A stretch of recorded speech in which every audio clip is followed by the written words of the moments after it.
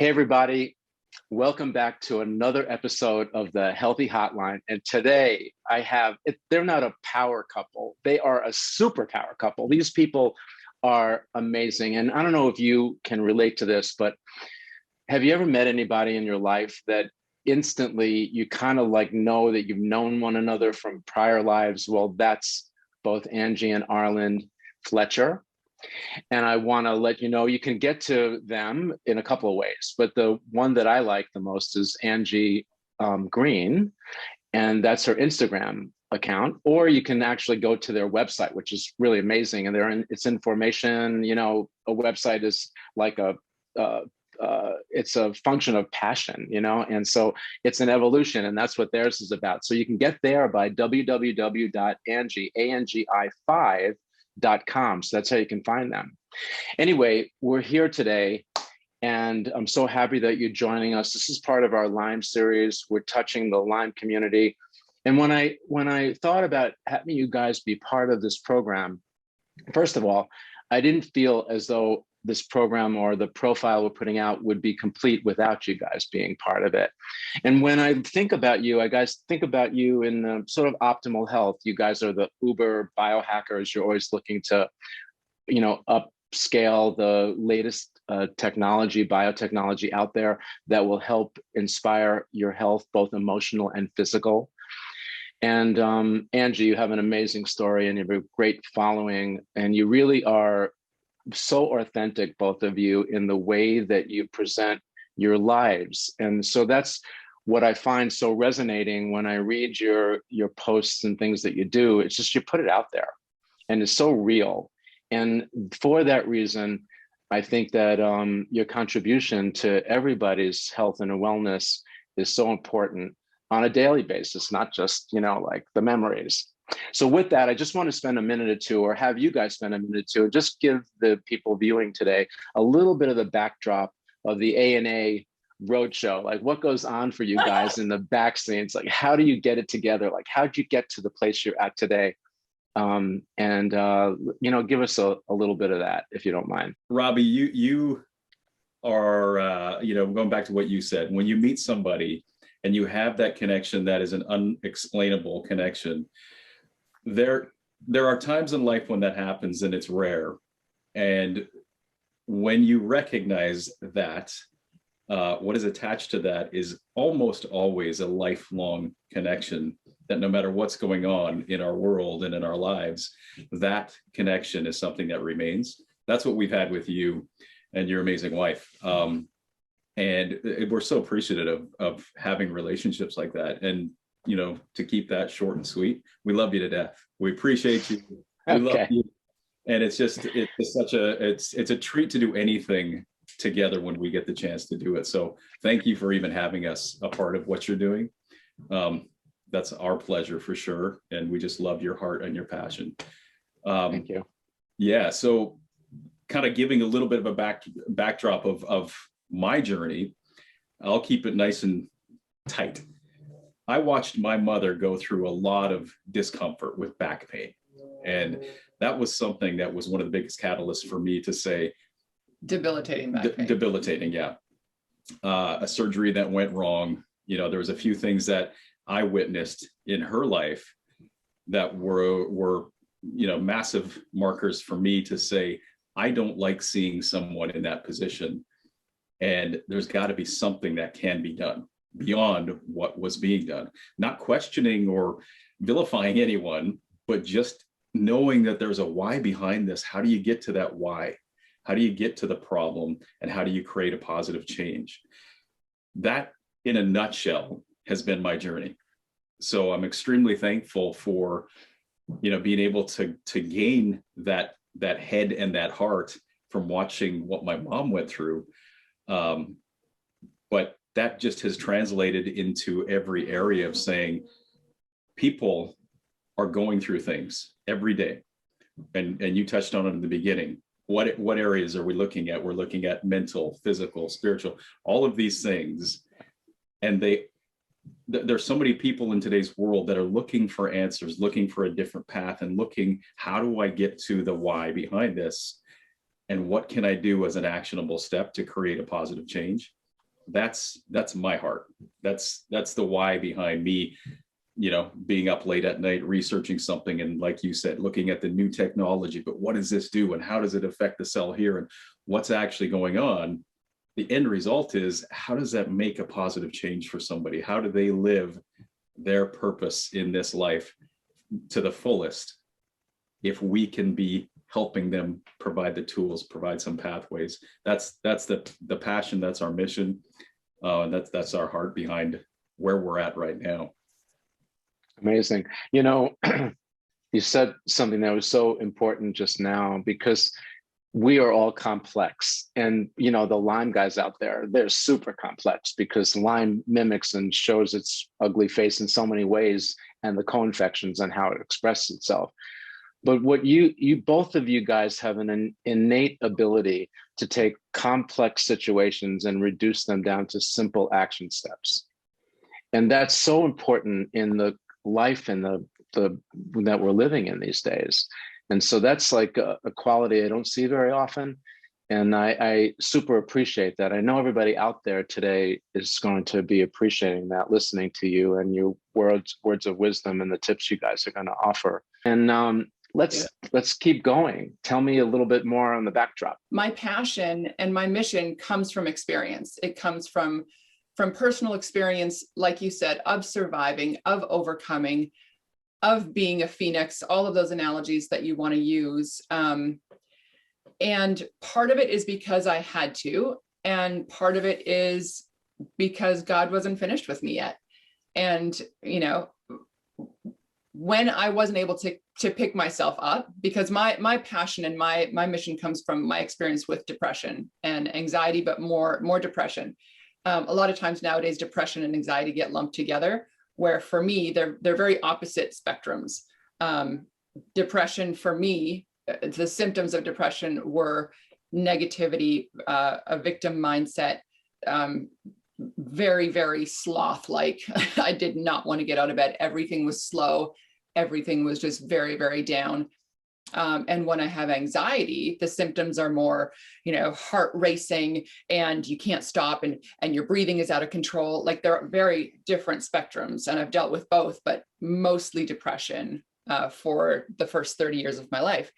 And from journeying through different places that I was at, different seasons that I was in, social media came around, and I was able to build a ladder out of the hole of depression. And now, because of social media and because of the internet and our website, I'm able to share how I built that ladder and who helped me build the ladder. And I'm able to share the tools, which would be like the rungs of the ladder. And essentially, I don't want, what I love about social media, it's social, it's interaction. And what I love about that is I'm not just throwing someone a ladder. I've been in the hole of depression. I've been in that hole of grief. Both my parents passed away. My grandparents are all gone. So I've been in the hole of the season of grief. And I don't like just throwing tools out, thinking that everyone is in the same hole. Everyone's bio-individual. We know that. And what I love about sharing is I like using the ladder to get down into the hole with someone, because I like being there. I'm so empathetic, and sometimes that doesn't serve me very well because I get way too overwhelmed. But I found my boundaries in what I can handle and what I can't, in what serves people and what doesn't. So I like getting into that hole, knowing that I'm in that hole with you, but we can now together, we can build that ladder, and we can build the ladder to get out of a hole. And maybe you'll get into another hole in another season, because we all know you can't just heal from one thing and life is magic rainbows. Life is life, and things keep on happening constantly that we can learn from and grow from. And because you've already made that ladder once, you've got that ladder, you can deconstruct it, throw it in your backpack, keep on doing life. And when you hit another hole, you're like, oh, okay, I've been here before. The symptoms may be different. It might be a little muddier. It might be a little darker, but I've got that ladder, and now I have those tools, and I can get myself back out again. And you need less and less help, even though when there's something different, it's nice to have help. And people like you are constant. You are who you surround yourself with, right? That classic saying of you're the culmination of your 5 closest friends or enemies. I don't know. But you really, you keep us, you keep giving us tools, which is what I love, a friendship and a business, and tools and things that can help you grow and help you find the latest technology or the newest science on the sun, and different things that you can build those tools. And we really are a community, and you're never alone in those holes. We all think we are, because when we're in the hole, we're like, oh, I'm the only one. But we're not. We're definitely not. And we can build those ladders together. And you have been a huge part of that. Arlynd has been the biggest part of that for me. But yeah, that's a bit of a longer story, but that's my passion. Where I'm at now, you couldn't have paid me $1 billion to tell me where I'm at now from where I was 10 years ago. Depressed, divorced, just hospitalized, dealing with major clinical depression, all this stuff. You never, ever, ever could have told me that I'm going to be where I'm at today. And I can't keep it to myself. I'm so passionate about it. I'm now a workaholic, Arlynd calls me, but it's literally, affectionately. It's a passionaholic. Yeah. I'm working so hard because I know that I can help people. I've been there, and I've dealt with what people are dealing with now more than ever in 2020 and 2021, where disease and health challenges and everything has hit the roof and broke through, and everyone's dealing with a health challenge. And I find it hard to turn off at night, because I know that there's one more DM, there's one more person I can help, there's one more person that I can make a life-changing, that I can have a life-changing effect on because of what I've been through. And it really just is so passionate for me. And Robbie, that kind of, brings us together, and you can see where our paths have intersected in the last couple of years, specifically, where the heart and the passion is the same. It's what is the outcome? What is everything that we're experiencing and learning and growing through? What is it all for? It's great if we can move through it, but that is a very, very shallow, capped almost ending to that journey, as opposed to happiness is only real when shared. Exactly. And what do you do with things? I often give the analogy when I'm with somebody that says, hey, I'm so sorry to ask you this, or do you have any information, or if it's a physical manipulation type thing. And I'm always taken back by somebody being apologetic for bringing something up. And I say, if you were a chef and you had amazing food, and we're standing in front of each other, and I'm starving, I am so hungry, and I say to you, sorry, man, I'm really hungry. I'm so hungry right now. And you just take all this great food that you just made, and you just put it behind your back and go, oh man, that's too bad you're hungry. So sorry you're hungry. So sorry about that. That's insane, right? Because you have something that is so easy to say, here, let me share what I have with you. And it makes both of our existence more positive. It makes our relationship, our interaction. But beyond that, that's the beautiful connection there. But beyond that, where do I go now that I'm not hungry? I'm going to go do life. I'm going to go do more. And hopefully, if I gave you more, you gave me more than I could eat, I might have some leftovers, and I know somebody else that's hungry that I'm going to go share with and change somebody else's hunger, right? So that's how my path, Angie's path, have continued to cross over, and that end result saying, there are so many people that are looking for help and looking for direction. The end result for us is, how can we share what we have to make a positive change? That's why we are both up late at night, often later than we should be, because we have another day. We don't know if we have tomorrow. We don't know how many of those we have. So why live like you're just gonna cruise? And maybe if somebody comes along and knocks on your door asking for something, why wait? Why not see what you can do to create a positive for others? Because the ripple effect is the most satisfying thing. It's not in our personal interaction. It's what does somebody do with what they have gained? And then watch that continue to grow and grow and grow. And you might not ever see it. There's so many things that we'll never ever see. Absolutely. But that's your legacy, right? Is to be able to create that change in humanity. Wow. Wow. My heart is swelling right now just listening to both of you talk about this. And there's a few things that really resonated with what both of you have just said. And particularly, Angie, when you talk about, building a ladder or building that bridge, it's an interesting skill set. Like that almost you have to practice. Like it's hard in the beginning because it's the first ladder, like the first house, the first thing you do. But the more you do it and the more you practice it, the easier it gets to do. And that really is a great lesson for all of the limeys out there, because it's when you're in the hole, and you're looking up, yeah, you're right. The whole sky is above you. And you think, well, I'm in the bottom and the only way I can go from here is up. But getting that first rung on the ladder and figuring out what the next one is just to help yourself get out of that position isn't often that easy when you're in the hole, when you're down and out. Nothing easy about it. Nothing. Okay. And I don't front that. I don't fake that. It is the hardest thing to do, is to battle your mind and put in actionable steps. The absolute hardest thing to do.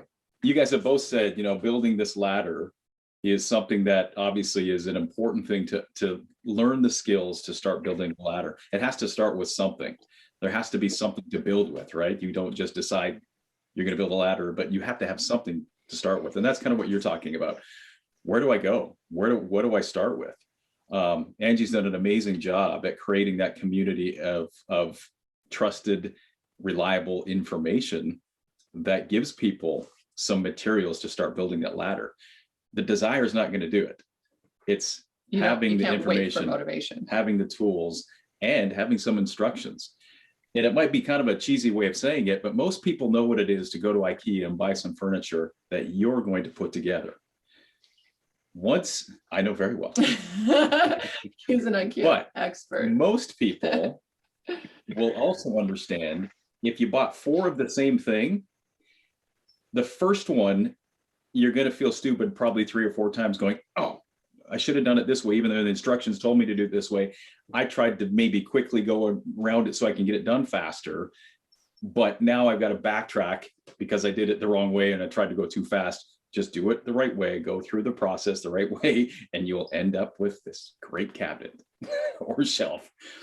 But the next time you do it, if you bought 4 of them, the second, third, and fourth time, you're just like, you might make a mistake or do something off.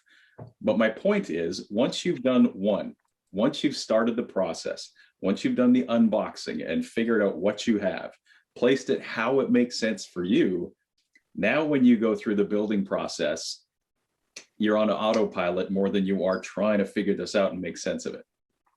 Like I said, it might be a weak analogy, but I think a lot of people can understand that process of having to figure out something for the first time, but being able to quickly go to it again and say, I got this because I remember doing it either 10 minutes ago or last month. I can zip through this process a lot more comfortably and easy with less mistakes. That's the whole process that we're talking about when you're talking to limeys, right?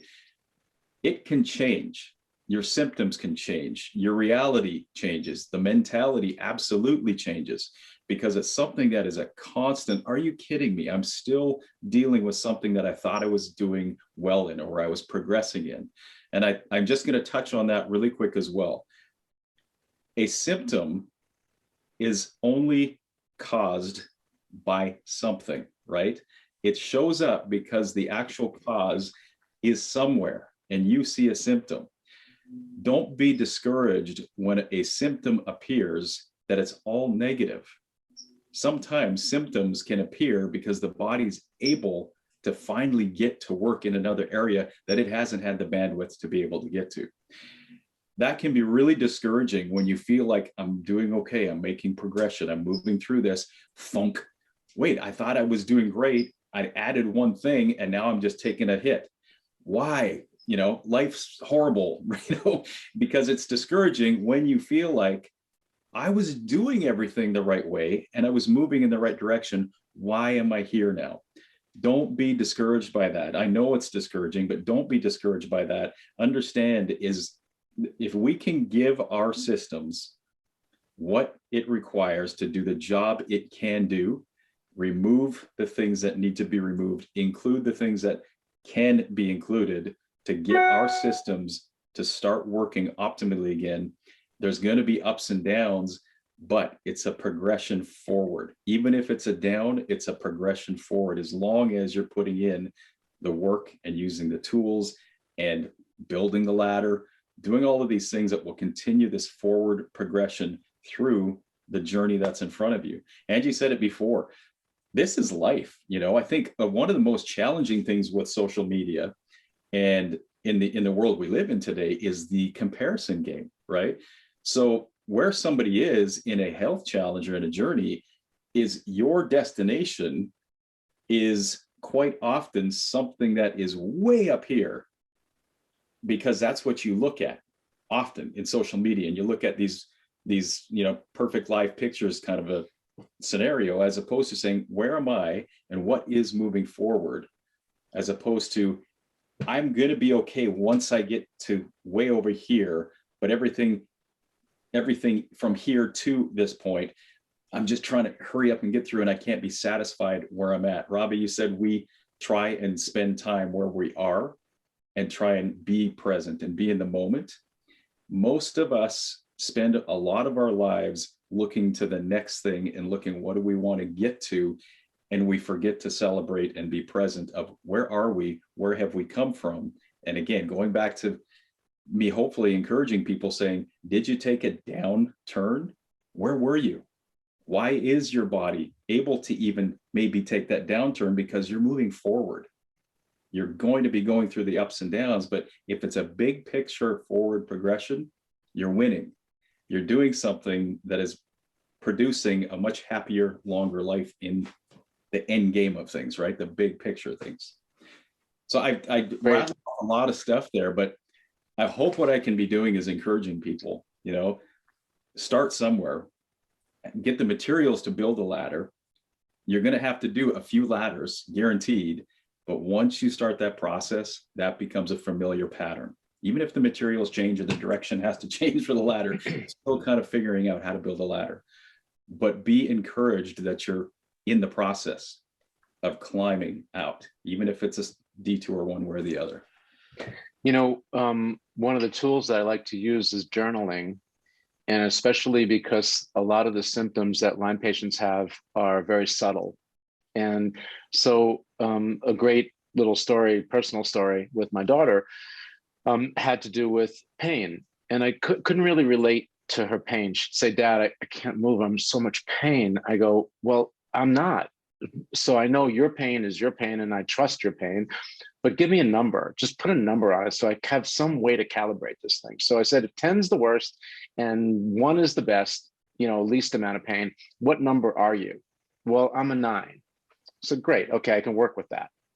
So now it's all relative to her, and that's all I need to know, because it's not about me. It's a story about her and all the Lyme patients out there. And I said, okay, now let's do this little protocol for pain and let's see how we do. And we'll track it over the month. And every morning when you wake up, I just want you to put a number down, like what level you're at. So we started off the month 8, 9, 8, 9, 8, 9, middle of the month 7, 8, 7, 8, end of the month 6, 7, 6, 7. Okay, so we went from a 9 to a 7. So now we start month 2, and I keep thinking, the Lyme patients out there, you go to your doctor asks the standard questions. How are you feeling today? Great. Are you still in pain? And are you in pain? And the generic answer would be yes. But she wasn't a 9 pain. She was a 7 pain. That's a 20% reduction. Yeah. That means the protocol that we're working on is actually working. Yeah. But because the body tunes up in different ways and at different velocities, different speeds, it doesn't necessarily present itself like that. But we are moving in a positive direction from this pain discussion. Now, what does that do, to speak to you, Angie? That takes you a little bit out of that depression and anxiety around depression, because I'm not stuck anymore. I'm actually moving in a positive direction, maybe not as fast as I'd like to go, but I'm moving in that direction. So journaling is a really nice way to kind of catch those little subtle nuances, address the emotional part, like depression, anxiety, and all around that, while you're also looking microscopically maybe at your physical shift. And so, what both of you guys are at and what you're talking about is so important. And where you start, your reference point to where you start is so important.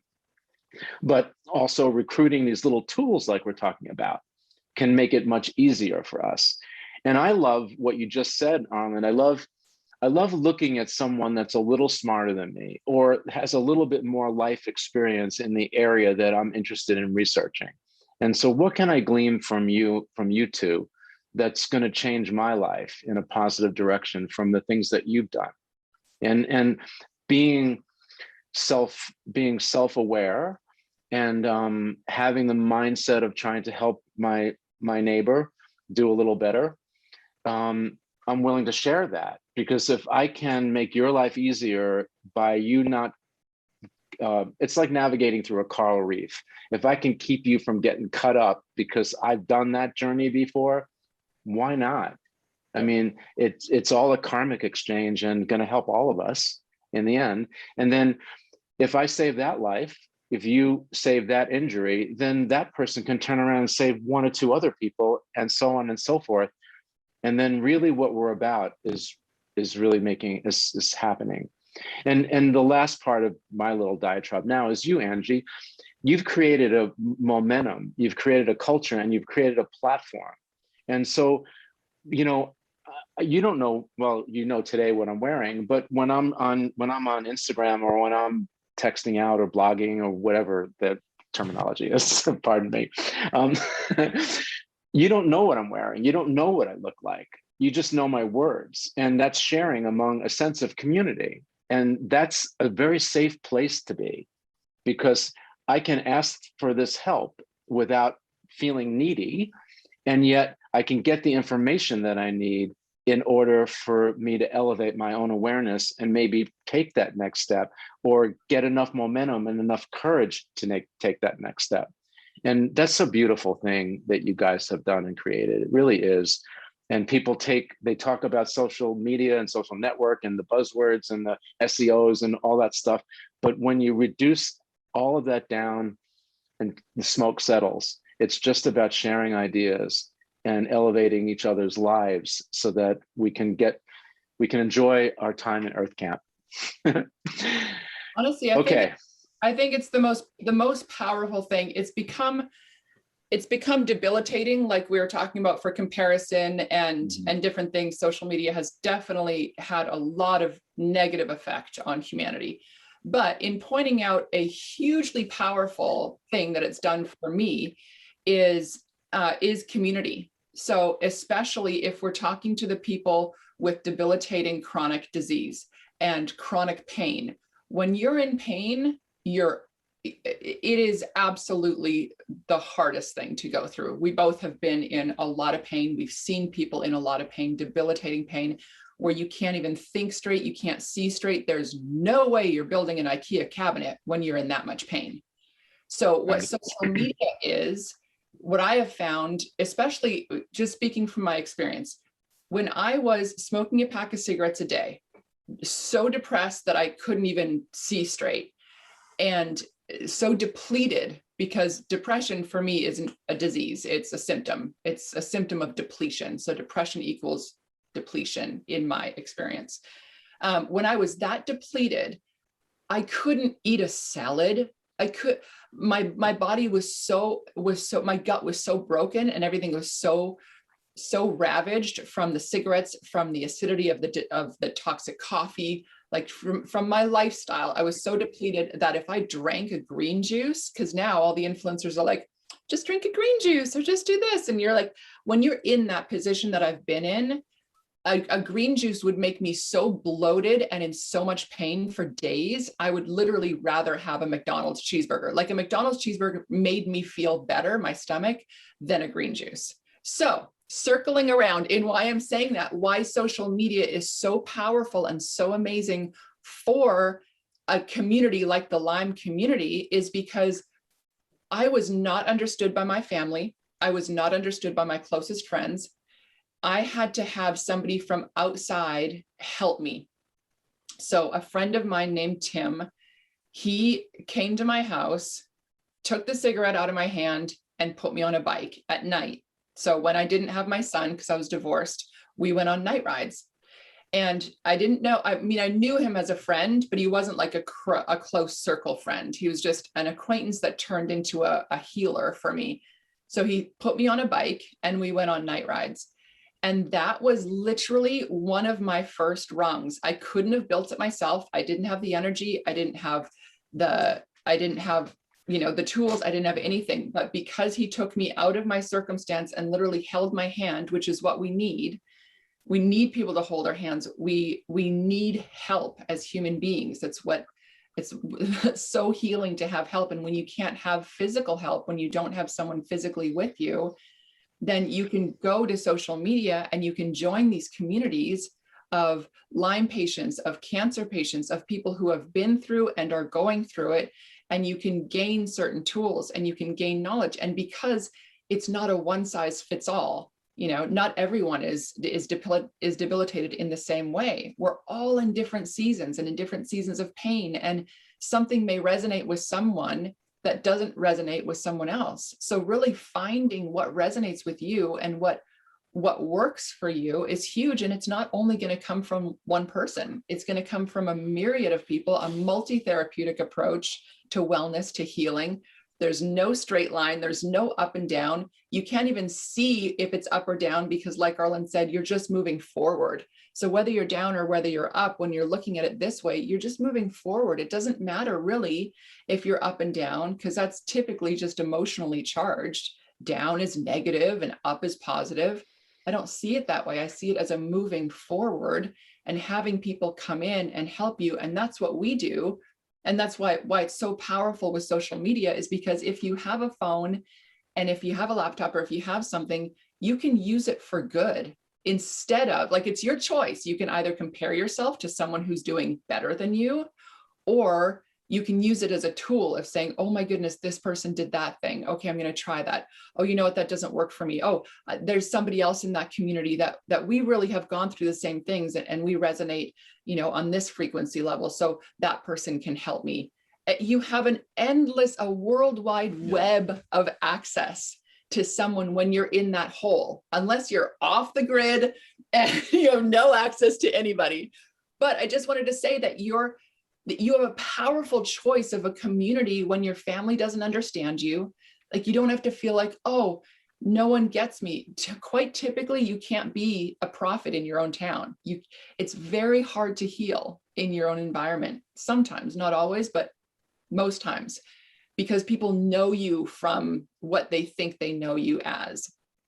So sometimes you need an outside source. You need someone like us who doesn't know you, but you, like you said, Robbie, you feel safe in communicating with, or someone that you just found online, or like someone that doesn't know you, but knows the bigger picture and can help you.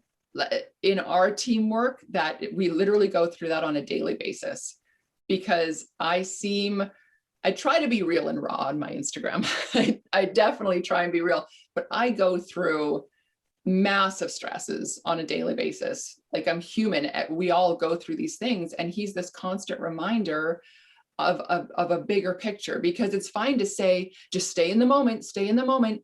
But when your moment is debilitating pain and disease and illness, and you want to throw up because the pain is so big, you really can't be in the moment. You have to be a little bit outside of that moment. And I know that you touched on that again before, but there's no perfect recipe.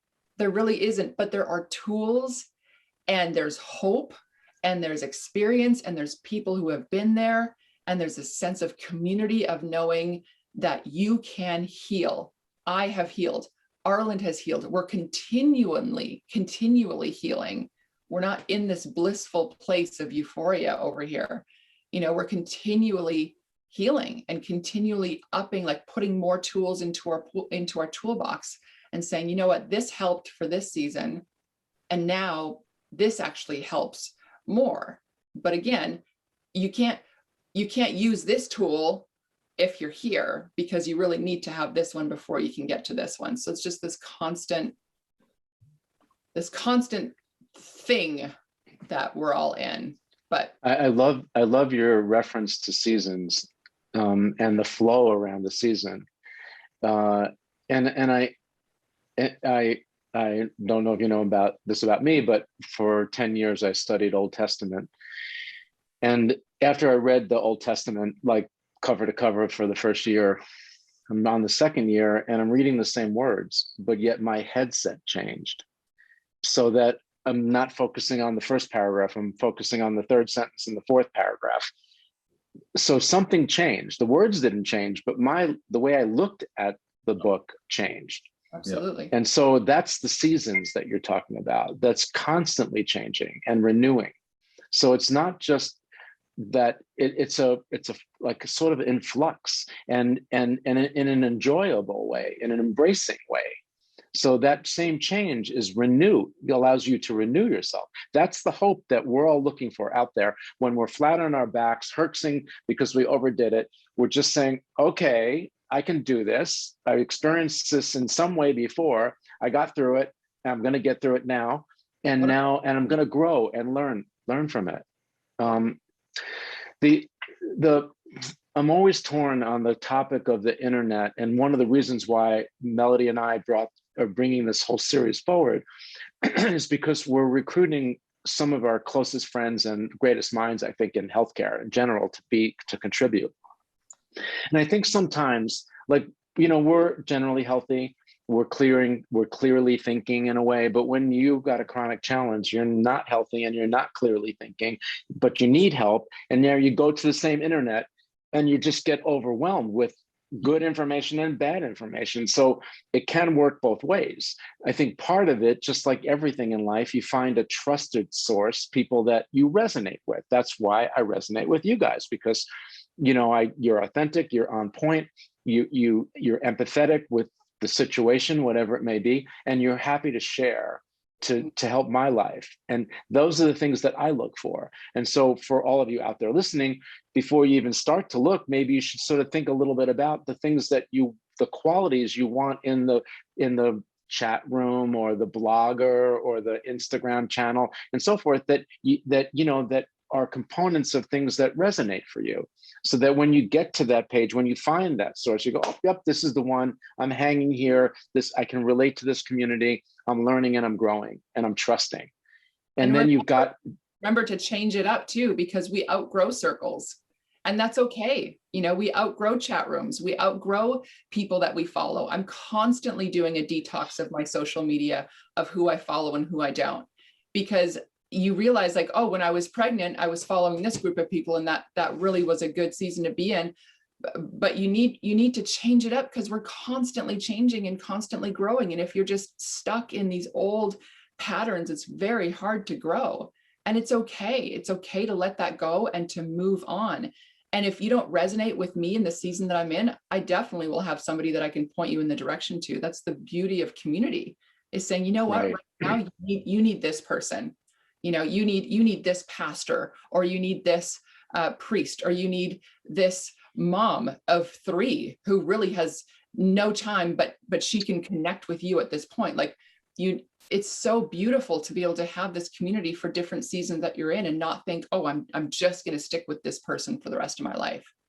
And I think to touch on that, Robbie, as well, I mean, you guys have both said this, but we look at reviews when you're purchasing anything these days, because what it is to be sold. We often joke about the 1950s TV commercials. They're comical when you look at them now, right? They're cute, but they're comical. Margarine. Exactly.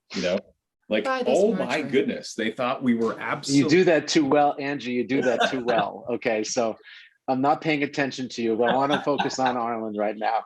Go ahead. You can see it was a product after this, or just whatever it was, right?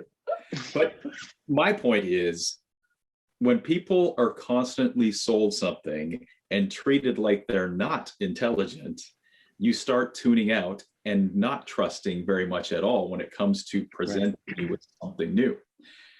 That's why a company like Amazon was one of the first, right, that really hammered reviews, because most people now, if they see something like, I'm going to quickly see what somebody's saying about it. I really want to see what the product is doing. Is it saying it? How many good? How many bad?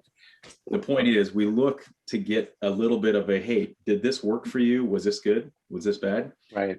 That's what we need to do, and what we are doing with social media, of what information are you taking from somebody, and is it reliable? Is it trustworthy? Is it authentic? That's an important place to start. Your season can change. The people that you're connected to, like you said, can change. But having a source of who do I go to, having a source of, like Angie, pointing somebody to this person or this person when you have already a base of trust, that's an important place to start. Because you said it earlier in this talk, you go to the internet, good, like, how do you know, right? How do your you ladder know what to completely trust? collapses. Your ladder like starts on fire. Well, It's a bonfire kindling. Right. It's, you start with toothpicks and you're like, wait, what? Yeah. It's all over the place. Yeah. So it is important to be able to start with a small circle of trusted sources that then can continue to give you specific direction in what you're looking for. That's the beauty of the good things about the social media world and the internet world. The other thing that I think is just really, really important for us to make sure we're continuing to encourage people that are taking the time to listen to this. You're here because there's a need, an interest, but more often than not, a need for continued knowledge on what do I do? How can I understand where I'm at? What is a path forward? I think what Angie said is probably one of the most important parts of any person's process, wherever they are, is having a community that hears you, that understands you, supports you, and then hopefully gives you some wisdom to move forward. But the first three of those categories, the first two probably more specifically, when you have Lyme, and I think most people that have been diagnosed with Lyme have some sense of what I'm going to say, it's kind of a write-off. Oh, you have Lyme. So what do I do? Well, we can do this, we'll do this, we'll do this. You kind of feel like you're just in an ocean of possibility, maybes, I don't really know, is really what it comes down to a lot of times when people first get that diagnosis of, here's where you're at. We don't really know if that's what most people are actually saying. They're probably saying, I don't really know what to do with you, so we're going to start trying a few things and we'll see what happens. That's not comforting. And it's discouraging. You're an experiment. You're an experiment, and it's a journey that most people probably listening to this know. It's not a couple weeks. You are constantly in this journey of, okay, I guess they said we're going to try this. Well, now this is a problem, so we're going to try this. My point is to try and package that nicely. Being heard and understood is one of the most important things somebody on that journey can have. Having connection, like Angie's been talking about, to be able to share and to feel like these people understand what it is to be in my shoes. Even if there's not answers, there's a shared community that says, I get you, I hear you, I feel you, and I know what it is to be in your shoes. Some people will be on the same path and saying, I'm so thankful I found you to share this journey, because if I was alone in this, I'd be a mess and I might want to just give up. Having somebody alongside you, maybe ahead of you, maybe behind you, all three of those can be so beneficial, because if you see somebody behind you and you've been through it, you don't want them to give up. You don't want them to just throw in the towel. If somebody's ahead of you, they can encourage you and you say, they've gone through this and this is where they are. I'm going to keep doing these things to make sure I move forward. All three of those positions are a possibility with social media. And I think that's the beautiful thing. We have a close friend that we've done some work with that said he was a part of a group a number of years ago. That group ceased and they still get together every Saturday just because. And their walks of life, what's going on in their lives, all of these things make no sense that they would actually be people that spent time together. But the thing that drew them together is the thing that continues to hold them together. That's the beautiful thing in the journey that's not fun for a lot of you to be going through with Lyme. The relationships and the purpose from that is something that is long lasting. be encouraged that this journey can be something that produces positives. And I firmly believe that. We often don't grow unless there's a need for growth. And that is meaning a challenge that's placed in front of us that you have to figure out how to move through it. That's a beautiful thing with where most of you are, is trying to figure out, where do I go from here? How do I move through this? Once that growth happens, it's yours. Now you either share that, even if you didn't share it, but you're living a different existence. What are you doing with that existence now? Does that mean you're sharing your journey with Lyme? Or does it mean the thing that you're passionate about, you're able to continue to be passionate about and move through and share and live this life as it's meant to be lived? Because that's yours. No one can take that away. The process is yours to keep. Yeah. And no one, Right. without that, no one can take the process away from you. Someone can take a pill away from you, and all of a sudden you're like, oh no, what do I do without these pills? But if you go through the process, that process is yours, and you become stronger and stronger. And no one can take that away. And that's something that you can share and give more hope and more of a sense of control and more strength when you go through that process. And that's not negative. That's extremely positive. And I see that as and hopefully I'm not insulting to people, listening to this, but Lyme has so many interesting challenges attached to it. But if you can look at it as a positive, you're taking the advanced course in how do I treat my system to live a full and beautiful life, because you're not going to address diabetes. You're not going to address this thing. I'm not going to address it. A tangible, yeah. You have so many things that you will continue to gain from and learn from that comes back to, how do I work? How do I make sure I'm doing the things that give me full life? That's more across the board. And that probably means you're going to be around a lot longer than people who haven't had that challenge, because you'll have the opportunity to learn, to put into practice what you've learned and live a fruitful, healthy life. That to me is the beautiful thing about Lyme, as weird as that might sound. Again, I hope that's not insulting, but you have a great opportunity to learn and to move through that challenge and then to flourish on the other side of it and through it. And to meet warriors, to meet people who have just been through hell and are surviving and are thriving. And you can become a warrior. You are a warrior if you're dealing with it. Yes. Just meeting exceptional people that you never would have met before if you weren't in this circumstance. Yeah. Two words come to mind listening to this latest part of our discussion. One, to your credit, Arlynd, when you talk about the buddy system, finding that person to help you through, it's having accountability to yourself and looking to your friend, partner, or community per se. It keeps you on track. Because left to yourself, then you're back on the bottom of the barrel again, looking up, saying, I can't figure my way out of here. But having the lifeline of finding someone and or community, sense of community platform, like what you guys have created, gives you that lifeline and gives you that reference point to bounce off your ideas off of without sense of judgment. And that's so important, because oftentimes the family dynamic is the most destructive and toxic, and not on purpose. They're all worried and nervous and have their own material, crazy stuff going on in their head. They only want to do is help you. They see you getting sicker by the moment, and they feel somewhat impotent in their own way of not being able to support and help you. And so they put that on you when that's the last thing that you need right now. You just need a life preserver, or just some kind of lifeline to help you pull out. So, it's a hard thing when you're the Lyme patient to be able to be strong enough to say, I need some space, Mom. I love you. Thank you for my grilled cheese and tomato soup, because it'll always be comfort food for me. But that's not what I need right now. And be able to do that. So for all of you out there looking for that, you're not crazy to think that you might, that loved one or someone that's so close to you may not be the right person for you in the moment.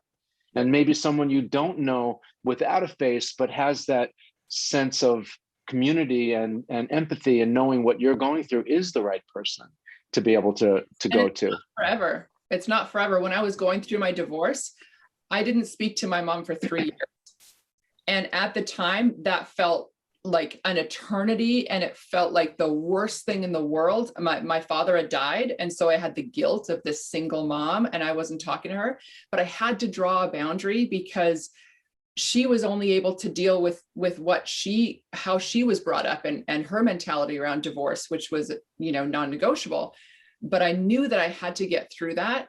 And after those 3 years, which I hate putting, a timeline on it, but whatever that boundary, that bubble that you place around yourself of healing, however long that is, there can be healing on the other side. Before my mom died, we were closer than we've ever been in our entire lives.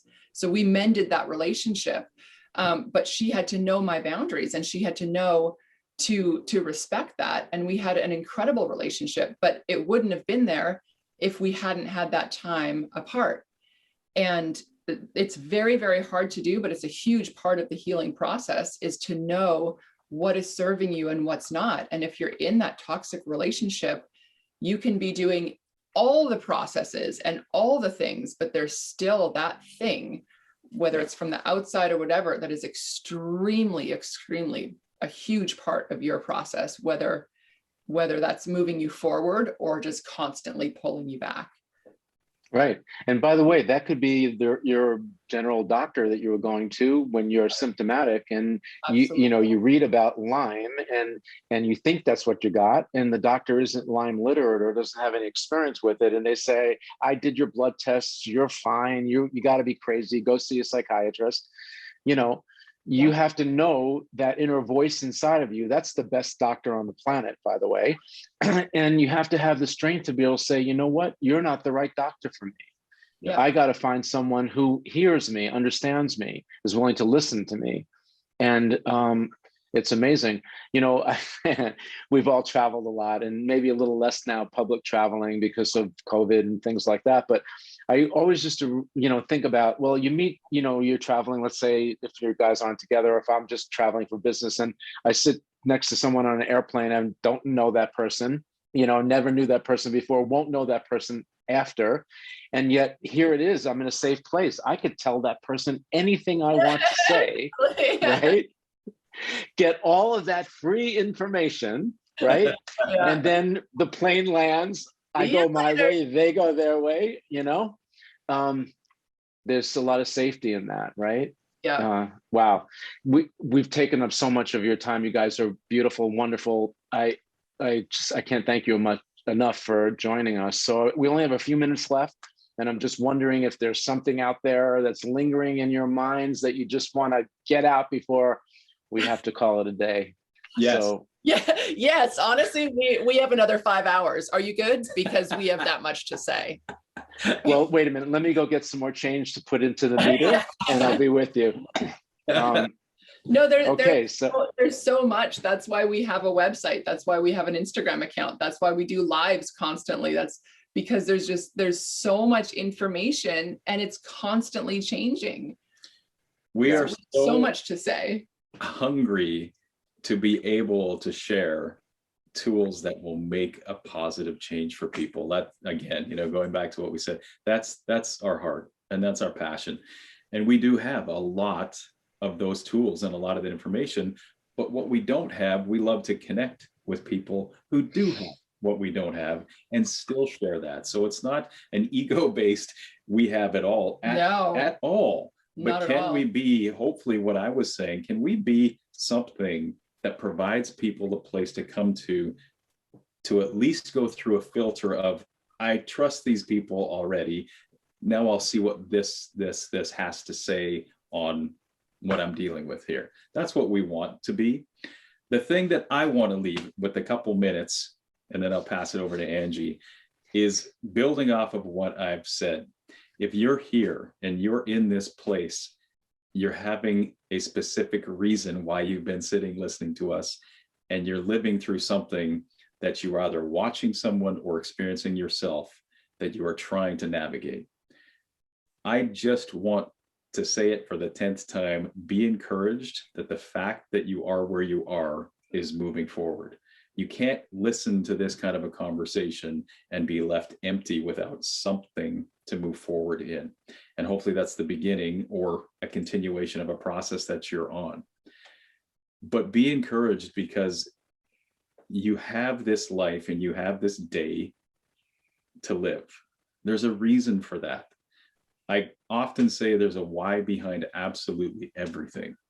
As much as it's uncomfortable, there's a why behind you having the circumstances that you're now living through. But trust that there is a purpose in that process. If you can focus on your greater why do you want to be here? What is it that you want to be a part of? Find your why and let that be something that is a driving force of moving through these challenging and difficult things that are ahead of you still. When you find that, is that your kids? Is that your grandkids? Is that, being a part of an organization that is so close to your heart that you want to be able to make a difference? You have today. We don't know if we have tomorrow, but live every day like this is your opportunity to make a change with the time that you've been given. That is what I hope you can take from anything else I've said. You're here for a reason. Live out your days with purpose. If you don't have a why, find one. And that will be such a driving force for you to continue to go through the challenging things ahead. And hopefully we can be a part of that journey that makes it less challenging and build community that's now something that is, again, less challenging, that you continue to move forward. Wow. That's not a why, that's a wow. So, Angie, is there any, Yes. I know the answer to that already, but no, it's huge. And it sounds cliche. I've known him for 25 years. And again, I'm such an empath that, like, I really feel the person who is watching this, who maybe is in bed and who can't get to the tools, because I've been there. And my lasting words that I would want to convey is, there is hope. There is hope. There is a why, like Arlynd said. And I'm crying because I literally was dealing with this morning. I'm constantly dealing with this of, I want to be somewhere else. We live in this tiny place right now, and I get frustrated, and I want to move out of California, and we have these growing kids, and there's always just this, like, oh, you want to get to this other place. You're sick and you're in pain and you want to get somewhere else.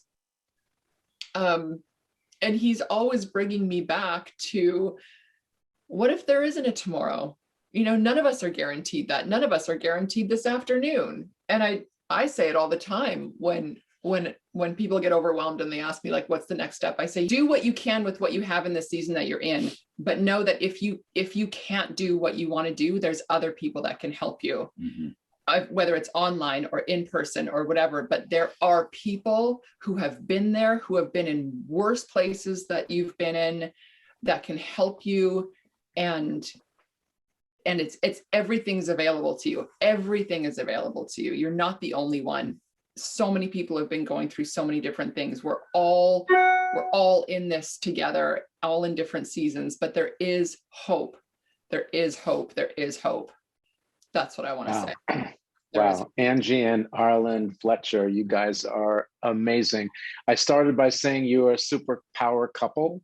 Now you are the superpower couple, offering a lifeline and a silver lining to a story that everybody is living through out there that's listening.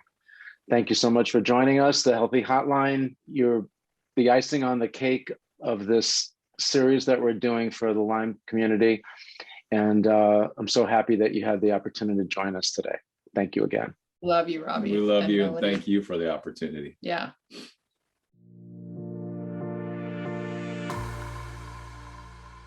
Hey everybody, it's Robbie Bessner. Thanks so much for joining us today. Please share this content with anyone that you think might benefit from it. And we're looking forward to having you with us tomorrow for another great interview.